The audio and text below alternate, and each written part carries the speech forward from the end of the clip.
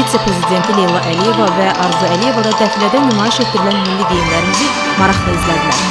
Kolleksiyanın nümayişi ölkəmizin şərti olaraq bölündüyü tarixi etnografik zonaların yerli xüsusiyyətlərini əks etdirən paltarlar və daha sonra bu paltarların elementlərindən məharətlə istifadə olunaraq nəfis tərtibatda hazırlanan müasir geyimlərlə davam etdi.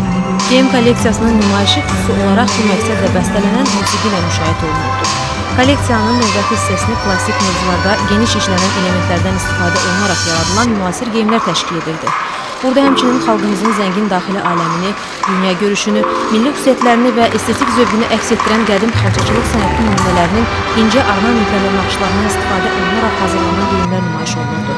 Qeyd edək ki, modelyerin kolleksiyasında yer alan məhsuldarlıq, bərəkət, birlik, sədaqət rəmzi olaraq Azərbaycanın milli mədəniyyətində geniş istifadə edilən nar simvolunun əks olunduğu qiymətli daşlardan naxışlı tikmələrlə bəzədilən ziyafət libasları Azərbaycan muzeylərində qorunub saxlanılan artefaktlarla tanışdıqdan sonra yaranır.